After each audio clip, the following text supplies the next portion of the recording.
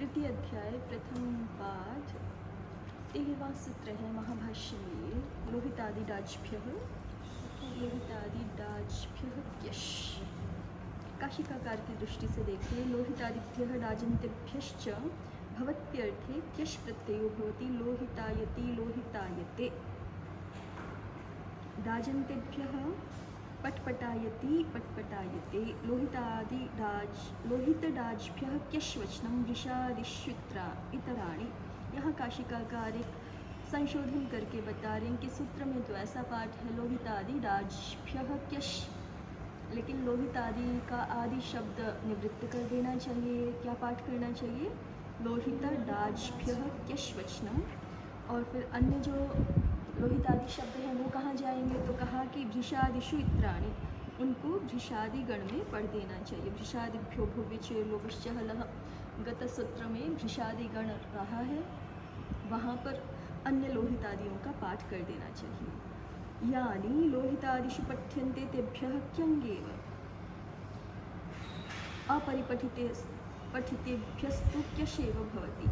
जो लोहितादि में पढ़े गए हैं शब्द, उनसे क्यों कह रहे हैं ऐसा? ये क्योंकि जो लोहितादि हेतु दे रहे हैं कि हम लोहितादि से आदि शब्द क्यों हटा रहे हैं, उनको भृषादि में क्यों पढ़ रहे हैं? क्योंकि यानी लोहितादिषु पठ्यन्ते, जो लोहितादियों में पढ़े हुए हैं, जैसे आगे लोहित नील हरित पीत मद्र फेन मंद शब्द पढ़े हुए हैं ना। लोहित एक शब्द है, उसके आगे कौन से हैं? नील हरित पीत मद्र फेन मंद। इन शब्दों से क्यंग ही देखा जाता है। तो क्यंग ही जब करना है तो बाकी सारा विषय तो समान ही है ना। गत सूत्र में ही पढ़ दे, भृषादि गण में ही पढ़ दे, इसलिए कहा है भृषादिषु इतराणि। हेतु क्या है? यानी लोहितादिषु पठ्यन्ते तेभ्यः क्यंगेव, उनसे क्यंग ही होता है। अपरिपठितेभ्यस्तु क्यशेव भवति, और जो अपरिपठित हैं उनसे क्यश ही होता है। अब अपरिपठितों से क्यश कैसे हो जाएगा? पढ़े ही नहीं है। तो इसका मतलब है ये कहना चाहते हैं कि यहाँ पे लोहितादि गण आकृति गण हैं, तभी तो अपरिपठितों से क्या हो जाएगा? क्यश हो जाएगा। आगे लिखेंगे भी स्पष्ट, देखिए।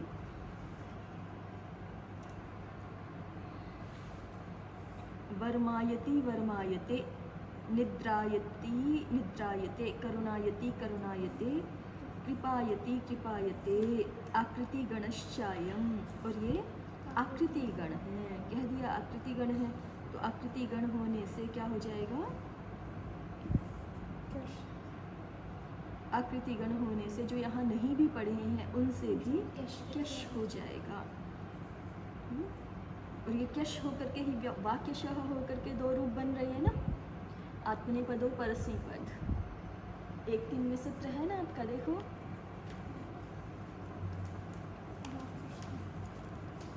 अंतिम में 90तमं सूत्रम वर्तते वाक्यशः। तो वाक्यशः से आत्मनेपदो परस्मैपद का विकल्प हो रहा है किश प्रत्यांतों से, तो इसलिए निद्रायति निद्रायते आदि दो रूप बन गए आपके। करुणायति करुणायते, कृपायति कृपायते, वर्मायति वर्मायते। तथा च ककारः, यदि क्यंग होता तो एक ही रूप बनता ना, फिर क्यंग होता तो गित होने से आत्मनेपद एक ही रूप बनता। तथा च ककारः सामान्य ग्रहणार्थो अनुबध्यते न नः के इति। तथा च ककारः सामान्य ग्रहणार्थो अनुबध्यते। इस सूत्र में वाक्यशः में जो क्यश प्रत्यय है वहाँ पर ककार अनुबंध कर रहे हैं। प्रयोजन क्या है? तो कह रहे हैं सामान्य ग्रहण प्रयोजन है। सामान्य ग्रहणार्थो ककारः अनुबध्यते। नह के इति, न कहाँ पे सामान्य ग्रहण चाहिए? नह के सूत्र में, पद संज्ञक सूत्र है ना। क्यं क्यश के परे रहते और क्यच इनके परे रहते नांत की पद संज्ञा कर देता है। तो यहाँ पर ग्रहण हो जाए इसलिए ककार का ग्रहण है।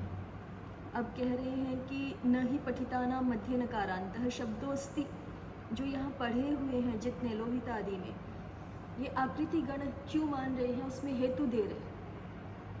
ये आकृति गण है, वैसे हर जगह तो हेतु होता है, ऐसा जरूरी नहीं है, आवश्यक नहीं है। आचार्य के वचन से भी हम किसी गण को आकृति गण है ऐसा समझते हैं, परंपरा से जो व्याख्यान चला आ रहा है, लेकिन यहाँ इनके पास हेतु भी है, तो उस हेतु को दिखा रहे हैं। क्या ये आकृति गण ही है, कैसे समझे?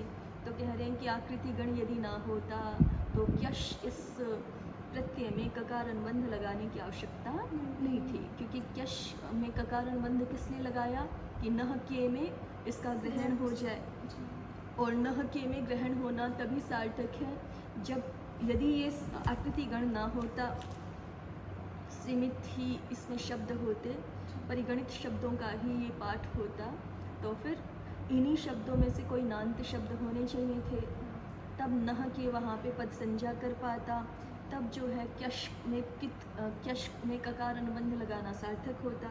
लेकिन अभी तो जो भी शब्द पढ़े हुए हैं उनमें कोई नान्त है ही नहीं, नान्त है ही नहीं, तो आचार्य को ककार अनुबंध करने की भी आवश्यकता नहीं थी, क्योंकि नह के इसका कार्य ही नहीं है। नह जब नान्त कोई शब्द नहीं है तो नह के का कार्य भी नहीं है, तो फिर आचार्य को ककार अनुबंध करने की आवश्यकता नहीं थी, फिर भी कर रहे हैं। पुनरपि क्रियते तेन ज्ञायते यद आचार्यः आकृति गणम एनं स्वीकरोति। अस्तु, आकृति गणश्चायं तथा च ककारः सामान्य ग्रहणार्थो अनुबध्यते नह के इति। न हि पठितानां मध्ये नकारान्तः शब्दो अस्ति, पठितों में कोई नकारांत शब्द तो है नहीं। कृभ्वस्तिभिरिव यशापि योगे डाज भवति इति एतदेव वचनं ज्ञापकम्। ये हम गत सूत्र में भाष्य में देख चुके हैं कि भले ही प्री भू अस्थि के साथ योग हो रहा है, भू के द्वारा भवत्यर्थ कह दिया जा रहा है, फिर भी क्यश के योग में फिर भी डाजंतों से क्यश हो जाएगा। ठीक है, माने क्यशापि योगे डाज भवति का मतलब यही है। क्यशापि योगे डाज भवति का अभिप्राय ये नहीं है कि पहले क्यश होगा फिर डाज होगा। क्या है? उल्टा ही बोल रहे हो कहने के बाद। डाजंत प्रकृतियों से क्यश हो ही जाता है आचार्य के वचन सामर्थ्य से।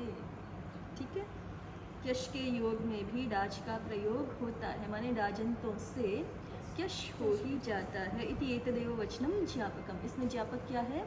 आचार्य का वचन ही ज्ञापक है, वचन प्रमाण है।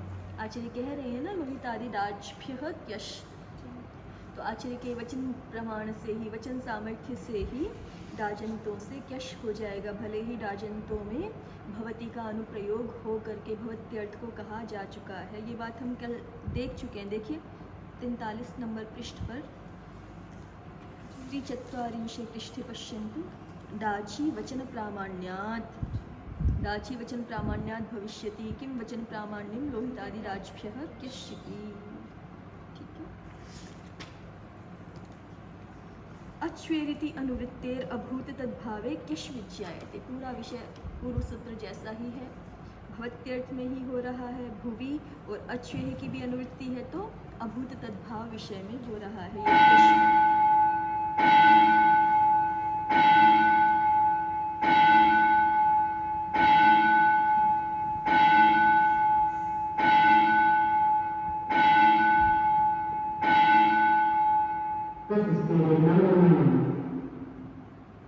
लोहित नील हरित पीत मद्र फेन मंद लोहितादि ही। ठीक है, तो ये लोहितादि गण में पढ़े गए कितने 7 शब्द हैं, इनमें से केवल लोहित से ही क्यश होगा, बाकी इनमें सबसे क्यंग हो जाएगा, ऐसा आचार्य का कथन है। और जो यहाँ नहीं पढ़े हैं उनसे क्यश ही होता है, जैसे कि वर्मायति वर्मायति, निद्रायति निद्रायति, करुणायति करुणायति, कृपायति कृपायते, और अन्यों से भी हो जाएगा।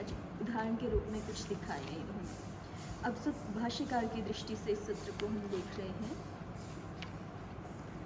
जिज्ञासु किमर्थः ककारः समाधाता गुणवृद्धि प्रतिषेधार्थः किंगिति च इति गुणवृद्धि प्रतिषेधो यथा स्यात्।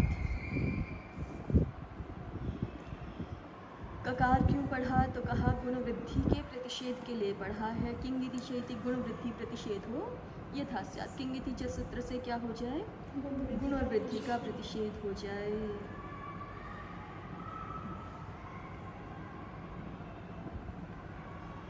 जिज्ञासु ने कहा नहीं तदस्ति प्रयोजनम सार्धातुकार्धातुकयोरंगस्य गुणः उच्यते। गुण विधान करने वाले अष्टाध्यायी शास्त्र में कितने सूत्र हैं, कितने सूत्र हैं? मुख्य रूप से जो सामान्यतः करते हैं वो 2 ही हैं, बाकी भी हैं, विदेर गुण आदि भी हैं, ठीक है। हाँ, जागरो विचिन्नल गित्सु आदि भी तो गुण ही करते हैं। मिदेर गुण की अनुवृत्ति देखो, पुस्तक खोलो, 88वें सूत्र तक जा रहे, इतने सारे सूत्र करते हैं। मिदेर गुण जुसी च सार्धातुकार्धातुकयोः जागरो विचिन्नल गित्सु पुगन्त लघुपधस्य च नाभ्यस्तस्याचिपिति सार्वधातुके भूसुवोस्तिंगे। अब नाभ्यस्तस्याच और भूसुवोस् तो निषेधक हैं, पर फिर भी इस विषय को तो पूरा करते ही हैं, है ना, क्योंकि गुण का कोई भी विषय विधि और निषेध दोनों से मिलकर के पूर्ण होता है। तो इतने सारे सूत्र हैं, लेकिन सामान्यतः प्रयोग में अधिकतम आने वाले सार्धातुकार्धातुकयोः और पुगन्त लघुपधस्य च। तो उन्हीं सूत्रों को ध्यान में रख करके जिज्ञासु ने कहा है कि गुण तो सार्धातुक आर्धातुक प्रत्यय के परे रहते अंग को विधान किया जाता है। धातोश्च विहितः प्रत्ययः शेषः आर्धातुक संज्ञाम लभते, और धातु से विहित जो प्रत्यय है वो शेष संज्ञक, जो शेष प्रत्यय है, किससे शेष, तिंग और शित से शेष। धातोश्च विहितः शेषः प्रत्ययः, शेषः कः प्रत्ययः वर्तते, यस्य सार्धातुक संज्ञा न कृता अस्ति, अर्थात तिंशित भिन्नः शेषः। धातोश्च विहितः प्रत्ययः शेषः आर्धातुक संज्ञां लभते, न चायं धातोर विधीयते। ये लोहित आदि शब्दों से किया जा रहा है, धातुओं से नहीं किया जा रहा, या डाजंतों से किया जा रहा है, और डाजंत की भी धातु संज्ञा नहीं है, है ना। तो धातु हो ऐसा कह करके, और मान लीजिए हो भी, तो भी यहाँ पे धातु हो पद की अनुवृत्ति नहीं है ना इस सूत्र में। धातु हो ऐसा पद उच्चारण करके क्यश प्रत्यय का विधान नहीं किया जा रहा, तो इसलिए क्यश की आर्धातुक संज्ञा नहीं हो सकती, और सार्धातुक तो है ही नहीं क्योंकि ये तिंशित नहीं है, ठीक है। तो ना सार्धातुक संज्ञा है और ना आर्धातुक संज्ञा है, तो फिर गुण की प्राप्ति कहाँ हो जाएगी। जब सार्धातुक आर्धातुक प्रत्यय निमित्त के रूप में प्राप्ति ही नहीं है, तो गुण की प्राप्ति ही नहीं है। गुण की प्राप्ति नहीं है तो गुण निषेध करने के लिए ककार किया, गुण वृद्धि प्रतिषेधार्थ ककार किया, ये आपने ठीक नहीं कहा। लोहितादीनि प्रातिपदिकानि, ये तो क्या है, प्रातिपदिक हैं, धातु नहीं है। तो सामान्य अब समाधाता दूसरा प्रयोजन देता है। जिज्ञासु ने प्रश्न क्या किया है, क्यश में ककार का प्रयोजन क्या है, और समाधाता ने प्रथम उत्तर क्या कहा, भाई सामान्य प्रयोजन जो सब जगह होता है किसी प्रत्यय को हित करने का, गुण वृद्धि प्रतिषेध, लेकिन उस प्रयोजन का तो प्रत्याख्यान हो गया। तो द्वितीय प्रयोजन के रूप में समाधाता कह रहा है सामान्य ग्रहणार्थस्तर्हि। किसके लिए किया हमने ककार, हमने क्यश को कित, सामान्य ग्रहण के लिए किया है। जिज्ञासु ने पूछा क्व सामान्य ग्रहणेनार्थ, क्व सामान्य ग्रहणार्थेनार्थः, सामान्य ग्रहण से कहाँ प्रयोजन सिद्धि होगी, कहाँ प्रयोजन है हमारा। जिज्ञासु नह के, समाधाता नह के इति जिज्ञासु नायम नान्ताद विधीयते। नह के तो तब आवश्यक हो जब कोई नान्त प्रकृति हो जिससे क्यश का विधान किया जा रहा हो, लेकिन ये तो नायम नान्ताद विधीयते, नान्त प्रकृति से विधान है ही नहीं, तो फिर नह के लिए तो आवश्यक नहीं कित करना।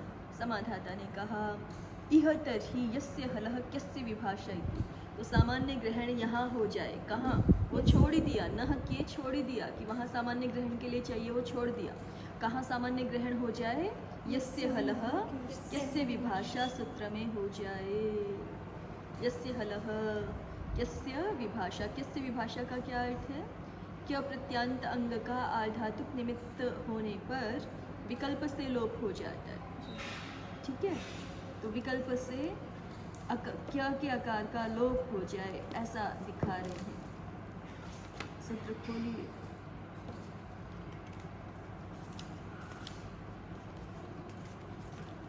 यस्य हलः क्यस्य विभाषा, क्यस्य हलः उत्तर से, यस्य हलः से हलः की अनुवृत्ति है। क्यस्य हलः उत्तर से विभाषा लोपो भवति आर्धातुके। समिद्धिता समिधिता, त्रिशदिता त्रिशदिता।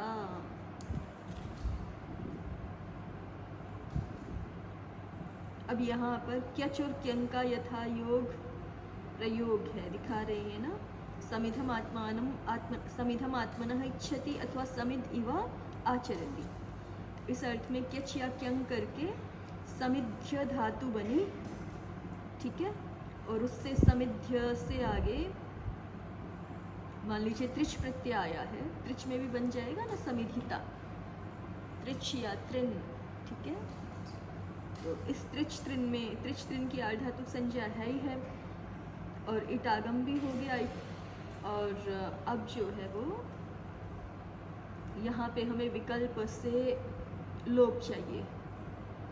तो हल से उत्तर क्या प्रत्यय है, विकल्प से आकार का लोप हो गया। तो जिस पक्ष में आकार का लोप हो गया, फिर वहाँ पर यकार का भी लोप हो गया। यकार का लोप हल उत्तर से, यह शब्द से आर्धातुके लोपो भवति, यस्य हलः से हो गया।